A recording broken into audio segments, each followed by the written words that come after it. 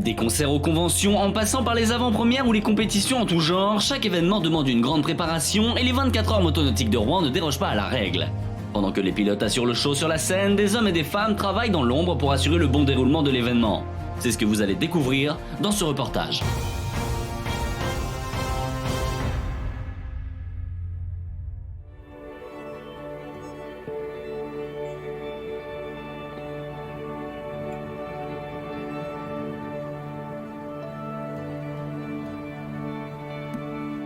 Bonjour, donc moi c'est Florian Sévéré, donc je m'occupe aujourd'hui de la sécurité des 24 heures de Rouen, donc sur tout ce qui touche au remorquage et à la sécurité donc du plan d'eau. J'ai une équipe aujourd'hui de 18 bateaux, donc sur l'ensemble du plan d'eau qui sont dispatchés. Donc voilà, le plan d'eau est dispatché en 6 zones et donc avec l'ensemble des équipes et des bateaux remorqueurs, on est étalé donc sur tout le circuit. Moi l'envie de participer aux 24 heures motonautiques, c'est une histoire de famille, donc mon papa était pilote de bateau, mon beau-père aussi, donc depuis tout petit nous on a grandi dedans, donc voilà, c'était normal qu'aujourd'hui je vienne faire partie de l'équipe des 24 heures de Rouen et pourquoi pas un jour moi personnellement et mon frère faire partie et monter une team.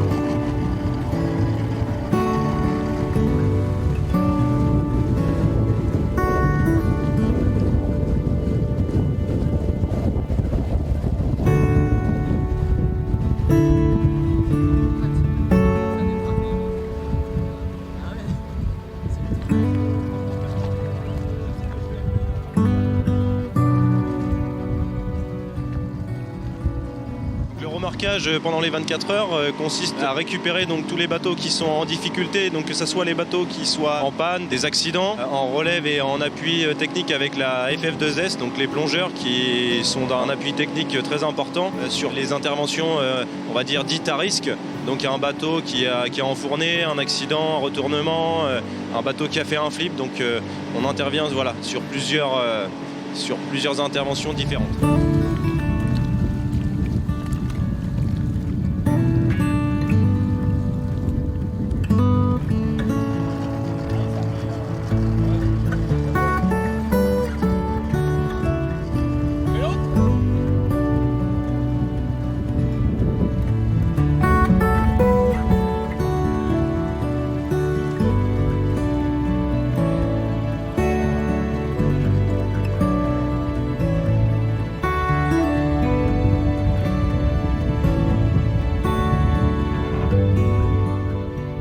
Aujourd'hui pour l'après-midi formation remorqueur, nous avons fait 3 types d'essais et de formation. Donc la formation pour tirer un bateau normalement non coulé, un bateau qui est juste en panne, donc ça c'était le premier sujet. Donc le deuxième sujet c'est le bateau qui a eu un accident, donc qui est coulé, donc il n'y a plus que le dessus de la cellule qui est encore présente grâce au crash box. Donc là une petite bouée qui se déclenche sur l'arrière du cockpit.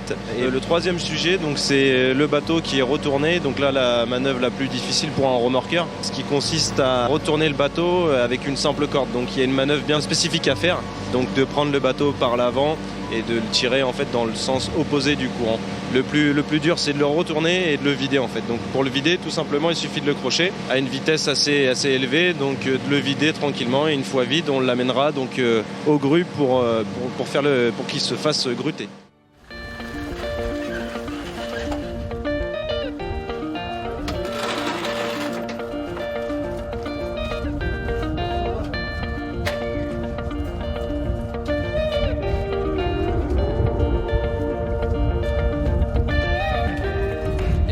Bonjour, donc je me présente Franck-Emmanuel Coupard-Ladroite. Je suis le président du Rouen Yacht Club, le club qui organise cette très belle course des 24 heures motonautiques de Rouen.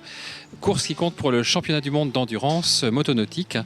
Et nous avons cette année la 56e édition de cette belle course qui a, pour mémoire, démarré en 1963. Donc j'étais pilote auparavant, donc 15 ans. Donc ça fait 15 ans que je pilotais. Et cette 16e année, je serai seulement le président du Rouen Yacht Club. Ce sont deux choses carrément différentes, même on peut dire à l'opposé, parce que d'un côté on est dans l'action pure sportive et puis l'autre on est dans l'action pure mais administrative et organisationnelle. Alors les 24 heures motonautiques, c'est la course qui fait référence dans le milieu du nautisme, un petit peu comme les 24 heures du Mans en voiture. Il n'y a qu'une course de ce gabarit-là, de ce format-là, avec cette ambiance-là et puis cette durée-là dans le monde. Il n'y en a pas d'autre. C'est pour ça qu'il y a beaucoup d'équipages qui viennent de l'étranger pour concourir à Rouen, parce qu'il n'y en a qu'une, c'est Rouen.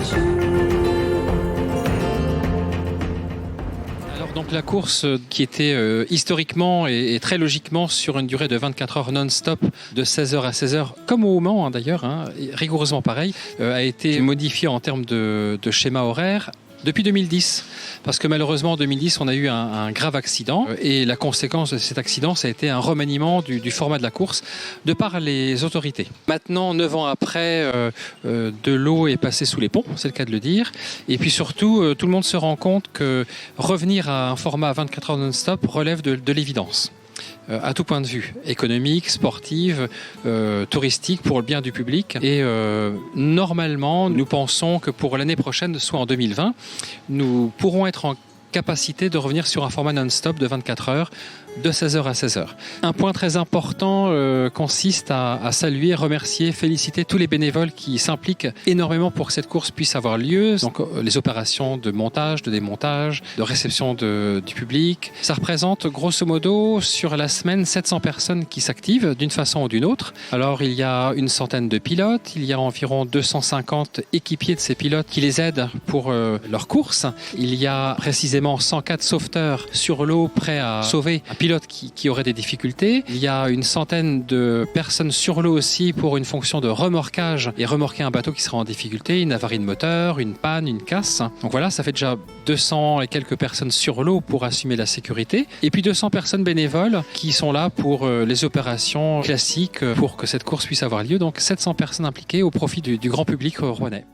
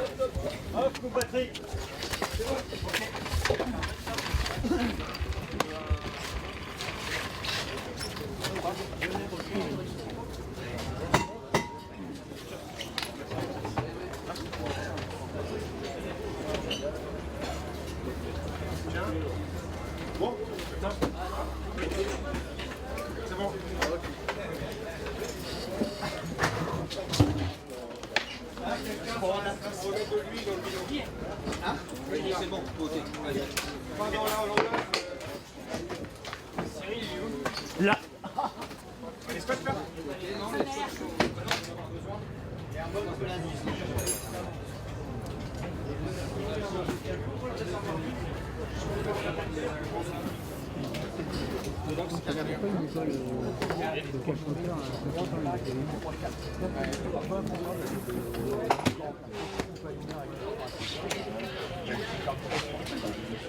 Je m'appelle Christophe Lelièvre, j'ai 54 ans, je suis commissaire à la Fédération Française Motonautique. Je suis la seule personne en contact radio avec l'ensemble des pilotes. J'envoie les informations aux pilotes qui ne peuvent pas me répondre. Moi, je leur envoie les informations et j'ai en bas, devant les tentes motules de Radioman, 2 de mes collaborateurs qui diffusent les informations au fur et à mesure par rapport à la péniche, par rapport à des incidents sur le circuit pour que les Radioman puissent informer leurs bateaux puisqu'ils sont tous en contact radio. Le PC course, donc c'est l'antre de la course. C'est ici que nous manipulons l'ensemble des feux qui se trouvent sur le circuit. C'est le directeur de course ou son adjoint qui gère cette procédure de bateaux en transit ou d'incident ou d'accident, puisque dès qu'un incident se passe sur le circuit, la zone est placée en feu jaune, en vigilance, et que nous faisons intervenir si nécessaire le paceboat qui se place devant le bateau qui est en première position et qui donc emmène les bateaux sur le circuit, et de 2, si nécessaire, et j'espère ne pas avoir à m'en servir, le bateau médicalisable de la Fédération Française Motonautique où est placée l'équipe médicale.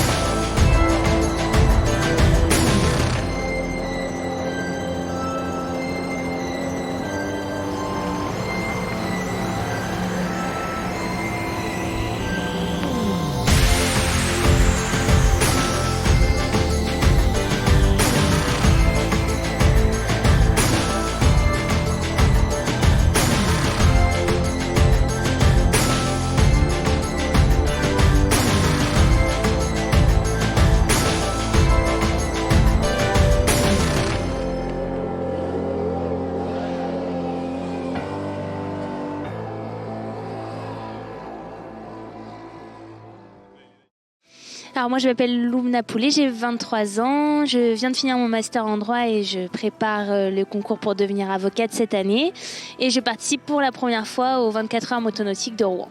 Alors je m'appelle Chloé Ledinf, j'ai 17 ans, je suis en bac esthétique et c'est ma première participation aux 24 heures. Je m'appelle Claire Buquet, j'ai 19 ans et je suis en première année de fac de biologie et je participe également pour la première fois aux 24 heures motonautique de Rouen. Moi, contrairement aux filles, je suis pas de ce milieu-là depuis plus de 10 ans, je pense, on peut dire. Avec mon père, on a un peu intégré le motonautisme il y a 3 ou 4 ans. D'abord comme partenaire et puis mon père ensuite comme pilote, qui a fait naître le désir pour moi de participer à mon tour. Et grâce à Richard, le président de l'équipe qui a souhaité monter en fait une équipe féminine, on a pu toutes les trois concrétiser cette envie-là. Donc on se connaît toutes plus ou moins. Moi je suis un peu la pièce rapportée de ce projet, mais on est très contente de le faire ensemble. Parce que ça rejoint l'esprit familial de l'équipe. Voilà. Sur la question des filles aux 24 heures. Vaste question. Pourquoi des filles ? On répond surtout pourquoi pas. Il n'y a pas de difficulté à devenir pilote quand on est une fille. On ne ressent pas de problème à s'intégrer sur les paddocks ou dans ce milieu-là. Donc justement, on espère que ça donnera envie à d'autres jeunes filles de nous rejoindre et que cette compétition soit mixte, puisque par définition elle l'est, et qu'on ne comprend pas pourquoi on manque encore de visages féminins parmi les pilotes, parce qu'il faut savoir que dans les équipes, il y a beaucoup de femmes.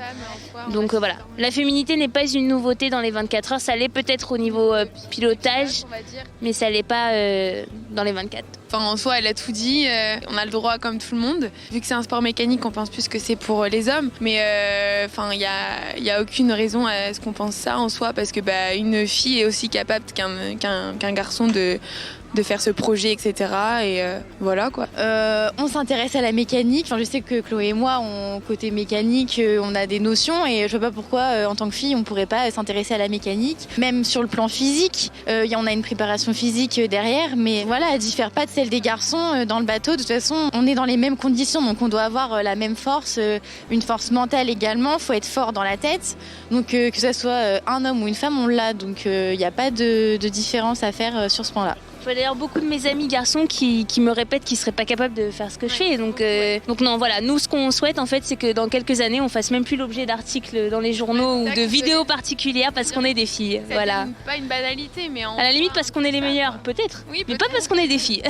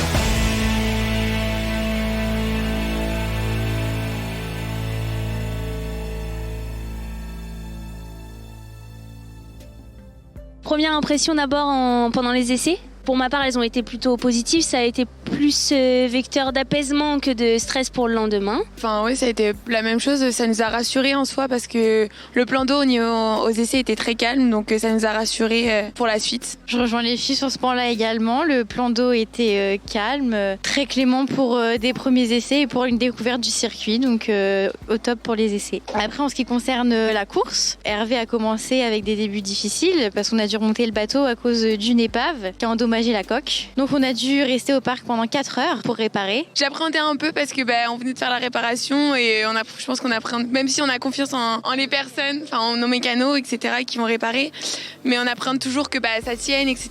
Mais le plan d'eau était très clément encore, donc tout allait bien. Ouais, la nuit. Bah, pour ma part, ça a été plus compliqué. Aux essais, j'avais tourné jusque 22h.